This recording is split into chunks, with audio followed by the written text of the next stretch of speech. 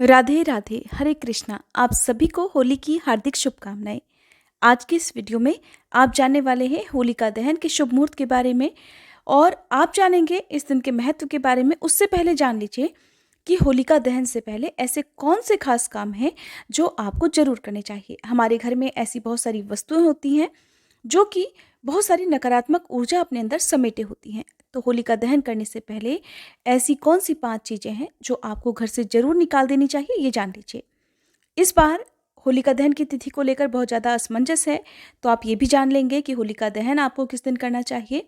हमारे घर में ऐसी नकारात्मक ऊर्जा ज़रूर होती है जो हमारी तरक्की में, हमारी सफलता में बाधक बनती है। चाहे उसका प्रभाव परिवार के सदस्यों पर पड़ता हो, हमारी तरक्की पर पड़ता हो। इसलिए होलिका दहन करने से पहले इसी तरह की नकारात्मक ऊर्जा को निकालने का आपको काम जरूर करना है। बहुत ज़रूरी होता है घर की साफ सफाई करना, ताकि होलिका दहन की अग्नि में आप उसे जलाकर अपने घर में शुभ और शुद्ध वातावरण बना सकें। तो सबसे पहला काम आपको होलिका दहन से पहले करना है कि घर की साफ सफाई अच्छे से करें और अपने घर में जो भी पुराने जूते चप्पल आदि हैं, टूटे हुए हैं, खराब हैं, जिनको अब आप यूज़ नहीं करते हैं या फिर ये सोचकर घर में रखे रहते हैं कि इन्हें बाद में आप ठीक करवा लेंगे, तो ऐसा ना करें।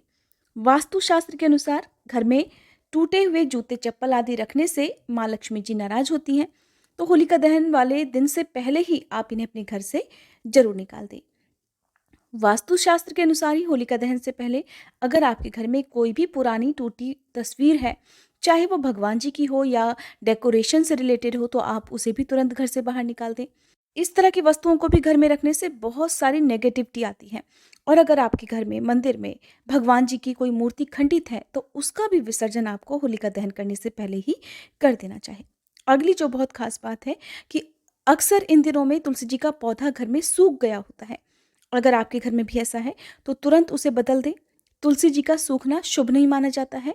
हालांकि कई बार तुलसी जी के पौधे में जो सूखा हुआ होता है उसमें नई पत्तियां आ जाती हैं। अगर आपको भी लग रहा है कि पत्तियां आ रही हैं तो रहने दें। अगर आपको लगता है कि पूरी तरह से पौधा सूख चुका है तो होलिका दहन से पहले ही अपने घर का तुलसी जी का पौधा जो है उसका विसर्जन आप कर सकते हैं। और विसर्जन आप नदी में कर सकते हैं, आसपास किसी तालाब सरोवर में कर सकते हैं, नहीं तो आप मिट्टी में किसी गमले में भी नीचे दबा सकते हैं।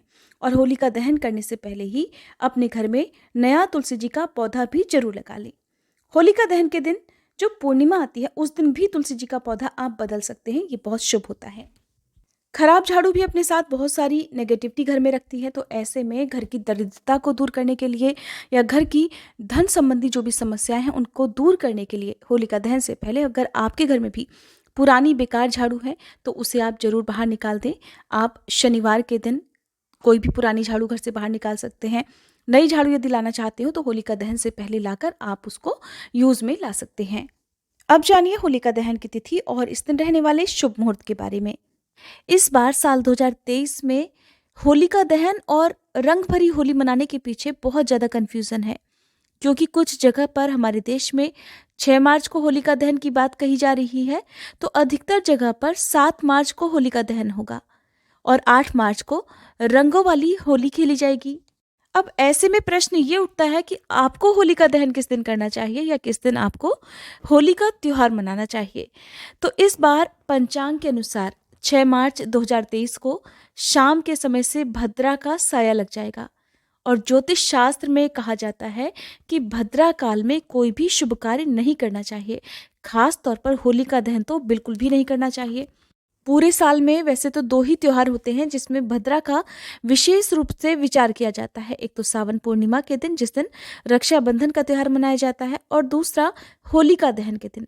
और अगर बात करें होलिका दहन की तो होलिका दहन अगर शुभ मुहूर्त में नहीं किया जाता है तो उसका परिणाम घर परिवार के सदस्यों को भुगतना पड़ सकता है। नियमों के अनुसार होलिका दहन हमेशा फाल्गुन पूर्णिमा को प्रदोष काल के समय करना चाहिए। और अगर पूर्णिमा की तिथि 2 दिन तक पड़ रही हो तो ऐसे में जिस तिथि में भद्रा का साया भी लगा हो या भद्रा पूरी तरह से लगी हुई हो, उस तिथि में होलिका दहन का त्याग करना चाहिए।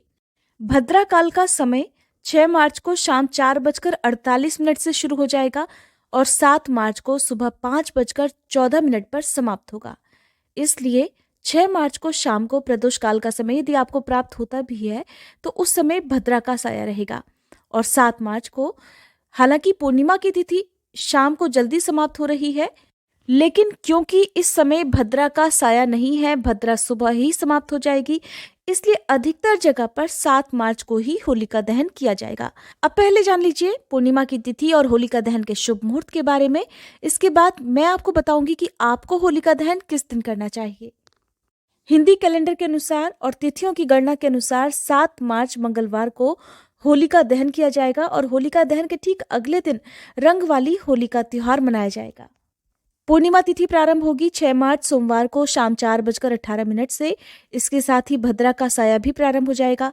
पूर्णिमा तिथि समाप्त होगी 7 मार्च मंगलवार को शाम 6:10 पर और होलिका दहन का शुभ मुहूर्त 7 मार्च मंगलवार को शाम 6:29 से लेकर रात 8:52 तक रहेगा। होली से ठीक 8 दिन पहले होलाष्टक प्रारंभ हो जाते हैं, तो इस बार 27 फरवरी सोमवार से लेकर 7 मार्च मंगलवार तक होलाष्टक रहेंगे। इस बार तिथियों की गड़बड़ के कारण ही पूरे 9 दिन तक होलाष्टक रहने वाले हैं। होलाष्टक के दिनों में कोई भी शुभ कार्य करने से बचना चाहिए। अक्सर तिथियों की गड़बड़ के कारण कोई भी त्योहार 2 दिन मनाया जाता है, तो स्थानीय समय अनुसार या फिर आपके आसपास जिस दिन भी होलिका दहन किया जा रहा हो, जिस दिन भी दुल्हनडी यानी कि रंग वाली होली का त्योहार मनाया जा रहा हो, आपको उसके अकॉर्डिंग ही होलिका दहन या फिर होली का त्योहार मनाना चाहिए। तो इसके लिए आप एक बार अपने आसपास के मंदिर में जाकर जरूर पता करें कि आपके क्षेत्र में होलिका दहन किस दिन होगा, किस दिन दुल्हनडी यानी कि रंग वाली होली खेली जाएगी। और अगर नियमों की बात करें तो 7 मार्च को ही होलिका दहन होगा और 8 मार्च को रंगवाली होली का त्योहार मनाया जाएगा। होलिका दहन के दिन क्या करना चाहिए, क्या नहीं करना चाहिए, किस प्रकार से होलिका दहन किया जाता है और कौन कौन से ऐसे खास उपाय हैं जो होलिका दहन के समय किए जाते हैं और कौन सी ऐसी बातें हैं जिनका ध्यान होलिका दहन से पहले या होलिका दहन करने के बाद में करना चाहिए, इस बारे में जानने के लिए आप हमारे चैनल पर आगे आने वाली वीडियो को जरूर देखिएगा। वीडियो पसंद आई हो तो प्लीज़ वीडियो को लाइक करके हमारे चैनल को सब्सक्राइब करना मत भूलिएगा।